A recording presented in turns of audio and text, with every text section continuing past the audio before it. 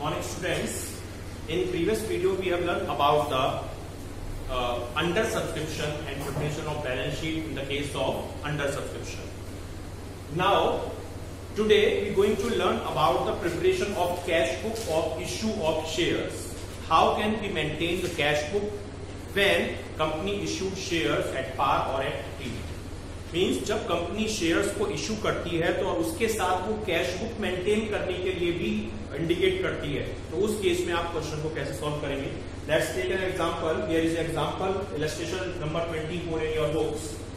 Grant Limited issued 1 lakh shares of 10 rupees each at par, payable at 3 rupees on application, 3 rupees on allotment and 4 rupees on call. यानी 3 rupees application पे call किए गए थे company के through, 3 rupees ही allotment पे call किए गए थे और 4 रुपीज की कॉल थी. Company receive 90,000 shares application. Company को केवल 90,000 शेयर भी की एप्लीकेशन ही रिसीव हुई. 1 लाख इश्यू किए थे, 90,000 रिसीव हुए. Means it is the case of under subscription. यानी अंडर सब्सक्रिप्शन हमारा हो रहा है, यानी हम सारी एंट्रीज को 90,000 रुपीज शेयर्स के अकॉर्डिंग ही सॉल्व करेंगे. All amount receive but on 1500 shares share holder did not paid call. यानी सारा अमाउंट हमें रिसीव हो गया लेकिन 1500 वाले एक शेयर होल्डर ने हमको कॉल का अमाउंट पे नहीं किया. Pay pass the journal entry and prepare cash book also. यानी आपको जर्नल भी पास करनी है एंड कैश बुक भी मेंटेन करनी है. So students, consider one thing, when we have to maintain cash book, तो जर्नल एंट्री में हम बैंक वाली एंट्रीज को नहीं करते हैं. ठीक है, यानी फिर हमें बैंक की एंट्रीज पास नहीं करनी होती है. डायरेक्टली हम कौन सी एंट्री करते हैं? शेयर कैपिटल की एंट्री करते हैं. तो फर्स्ट ऑफ ऑल देखिए, हमको 90,000 एप्लीकेशन रिसीव हुई और 90,000 एप्लीकेशन पर 3 रुपीज के रेट से हमको एप्लीकेशन रिसीव हुई. अगर हमें कैश बुक मेंटेन नहीं करनी होती तो हम फर्स्ट एंट्री क्या करते? Bank account debit to share application account, और इन 90,000 पे 3 रुपीज के रेट से 2,70,000 रुपीज हमें रिसीव हुई. पर क्योंकि हमें कैश बुक मेंटेन करनी है तो हमें ये एंट्री करनी नहीं है. ठीक है. Second one is transfer of application money to the share capital account. तो उसकी एंट्री क्या होगी? Share application account debit to share capital account, और 2,70,000 रुपीज से ये वाली एंट्री आप पास करें. ये वाली एंट्री हमको अपनी जर्नल में मेंटेन करनी है क्योंकि ये बैंक वाली एंट्री नहीं है. Now the third one is due of allotment money. 3 rupees का हमारा अलॉटमेंट का अमाउंट है और 90,000 हमारे शेयर्स एप्लीकेशन रिसीव हुई है, तो ड्यू ऑफ अलॉटमेंट हम करेंगे. एंट्री होती है share allotment account debit to share capital account, और 90,000 शेयर पर 3 रुपीज से कितना अमाउंट रिसीव होगा? 2,70,000 रुपीज. 2,70,000 रुपए हमें एप्लीकेशन में चाहिए अमाउंट. अब हमें ये अमाउंट रिसीव हो गया, तो fourth one is receiving of allotment money and entry will be bank account debit to share allotment account, और 2,70,000 रुपीज हमें रिसीव हो जाए. पर हमें ये वाली एंट्री भी करनी नहीं क्योंकि हम कैश बुक मेंटेन कर रहे हैं. ठीक है. Now the next one is due of call money. Next one is of due of call money. Entry will be share first and final call account debit to share capital. आप इसे first call की जगह final call पे लिख सकते हैं. 90,000 application थी और 4 रुपीज की कॉल थी, तो अमाउंट कितना ड्यू होगा? 3,60,000. तो 3,60,000 रुपीज आप यहां पर मेंटेन करेंगे. And now receiving of call money, but on 1,500 share we will not receive the amount of call. 1500 share पर हमको 4 रुपीज से अमाउंट रिसीव नहीं हो रहा, मतलब 6000 रुपीज रिसीव नहीं हुए। अगर 3,60,000 में हमें 6,000 रिसीव नहीं हुए तो कितना अमाउंट रिसीव होगा? एंट्री होगी bank account debit to share first call and amount will be 3,54,000। 3,54,000 ये हमारा अमाउंट हो जाएगा शेयर फर्स्ट कॉल पर। हमें ये एंट्री भी पास नहीं करनी है। अब बैंक अकाउंट हम कैसे मेंटेन करेंगे?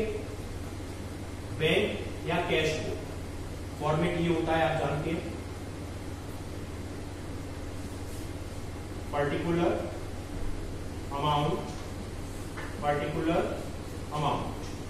याद कीजिए आपने 11th में कैश बुक मेंटेन की थी। All receiving should be recorded at debit side, यानी जितनी भी आपकी रिसीविंग है वो आपकी डेबिट साइड पे रिकॉर्ड की जाएंगी, डेबिट पे रिकॉर्ड की जाएंगी।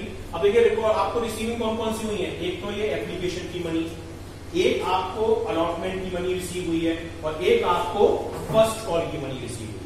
तो ये तीनों रिसीविंग आप डेबिट साइड पे रिकॉर्ड करेंगे। मींस सबसे पहले एप्लीकेशन रिसीव हुई है तो to share application account, application कितना अमाउंट रिसीव हुआ? 2,70,000 रुपीज। क्लियर? अलॉटमेंट कितना रिसीव हुआ? यहां पे भी सेम अमाउंट 2,70,000 रुपीज। तो टू शेयर अलॉटमेंट 2,70,000 रुपीज। और फर्स्ट कॉल पे कितना रिसीव हुआ? 3,54,000। तो to share first call 3,54,000 rupees. अब हमें कितना टोटल अमाउंट रिसीव हो गया? 270, 270, 540, 540 प्लस 3,54,000, 8,94,000, 8,94,000। और यही हमने यहां लिखा 8,94,000 और ये अमाउंट किस मीन से शो होगा? By balance sheet. और so this is the illustration when you have to prepare the cash book with journal entries। पर इन जर्नल एंट्रीज में आपको ये वाली जर्नल एंट्री नहीं करनी है, bank account debit to share application, और बैंक वाली आपको कोई भी एंट्री पास नहीं करनी है। वो जस्ट मैंने आपको समझाने के लिए बताई थी। और केवल आप ये शेयर कैपिटल की एंट्रीज पास करेंगे। Means first share application to share capital, then share allotment to share capital and then share first call to share capital. Bank वाली जितनी भी एंट्रीज है उनका अमाउंट डायरेक्टली किस में जाएगा? कैश टू और बैंक अकाउंट। नाउ अब आप इसका एक पीपीटी प्रेजेंटेशन देखिए। Welcome students. Now today we are going to learn a new concept, that preparation of cash book in shares। यानी शेयर्स के टाइम पे कैश बुक हम कैसे मेंटेन करते हैं। तो आपने अब तक जो क्वेश्चंस किए होंगे उसमें भी आपको दिखा होगा कि कई क्वेश्चंस में कहता है कि you have to maintain the cash book. So cash book is a special journal which used for recording the transaction. Means cash book आप जानते हैं वो जर्नल होती है जिसमें कैश ट्रांजेक्शन रिकॉर्ड किए जाते हैं। डिफरेंस ये होता है कि for cash transaction recorded in the cash book, जब इशू हम शेयर करते हैं तो जिन एंट्रीज में बैंक और कैश आता है उनको हम जर्नल में रिकॉर्ड ना करके कैश बुक में रिकॉर्ड करते हैं। और जो नॉन कैश ट्रांजेक्शन होते हैं शेयर कैपिटल वाले या जिनमें कैश और बैंक इन्वॉल्व नहीं है उनको हम डायरेक्ट जर्नल में रिकॉर्ड करते हैं। Now let's take an example. There is an example in your book, that is illustration number 24। Grand limited offered 1 lakh share of 10 rupees each, यानी ग्रांड लिमिटेड ने 1 लाख इक्विटी शेयर्स इशू किए and following term 3 rupees is to be paid on application, 3 rupees on allotment and 4 rupees is paid on call after the 2 month of allotment. Applications were received for 90,000, that means it is the case of under subscription। under subscription का ये case है क्योंकि मैं shares actual issue से कम receive हो रही है application. All the money due on allotment was received on 15th में, हमें 15th में को सारी एप्लीकेशन रिसीव हो गई। Call was duly made but share holder of 1500 share did not pay the call. Means one person having 1500 share fail to pay the amount of call. Now pass the journal entries in cash book, the entries in cash book journal आपको maintain करना है। ठीक है, तो start with the journal. First entry जो आपकी होती है that will be bank account debit to share application, but I have told that in the case of cash book you record the cash transaction directly into the cash account, not in journal. So उसे आप कहाँ record करेंगे? Cash book में. और cash book आप जानते हैं कि कैश बुक क्या होती है. कैश बुक में जितनी भी रिसीविंग होती है, all receiving should recorded at debit side, तो उसे आप डेबिट साइड में रिकॉर्ड करेंगे. देखिए मैं कैश बुक भी आपको हैंड टू हैंड बता के चल रहा हूँ. इन कैश बुक ऑन जो भी डेट है, शेयर एप्लीकेशन का अमाउंट रिसीव हुआ है तो वो 2 शेयर एप्लीकेशन 2,70,000. कैसे आया? 90,000 एप्लीकेशन आपको रिसीव हुई थी और 3 रुपीज़ की एप्लीकेशन थी, तो it means amount of application is to be received is 2,70,000. Clear?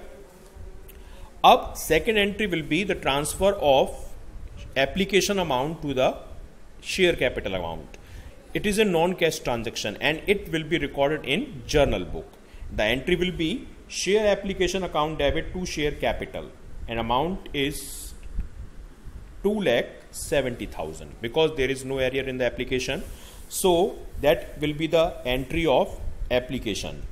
Now we due the amount of allotment. Allotment को हम call करेंगे and allotment is also of 3 rupees per share. First entry will be the due of allotment. The entry will be share allotment account debit to share capital on May 1st. So share allotment debit to share capital 90,000 application receive हुई 3 rupees के rate से amount will be 2,70,000. And next entry will be the receiving of allotment money from the public. Allotment का amount public से receive हो रहा है. And I have told that bank transaction will record it in cash book only. So in cash book we record share allotment according to 3 rupees, that will be 2,70,000. 2,70,000 रुपए में receive हो रहे हैं तो वो डेबिट साइड में record होंगे. Now the next entry is due of final call money. Final call is of 4 rupees. So according to 90,000 application, according to the rate of 4 rupees, we have to due the amount 3,60,000. The entry will be share first and final call account debit to share capital and amount will be 3,60,000. But there is a case, the holder of 1,500 share failed to pay the amount of call. यानी 1,500 share जिसके पास थे वो हमें call का amount नहीं दे पाया. 1,500 share और call की वैल्यू है 4 रुपीज़, तो मीन्स 6,000 हमें रिसीव नहीं हुए. तो out of 360 if we did not receive 6,000, तो how much we receive? We receive 3,54,000 and receiving will recorded in the cash book only. So the entry will be 2 share first and final call 3,54,000. So total amount हमें कितना receive हुआ? 2,70,000 application से, 270 allotment से and 354 first and final call से. Total 8,94,000. Parallel यहाँ लिखेंगे और यही अमाउंट क्या हो जाएगा by balance CD 8,94,000. So it is the illustration और example when we have to maintain the cash book with the journal entries. हमें journal entries maintain करनी होती हैं और किसके साथ? वो हमें maintain करनी होती हैं cash book के साथ.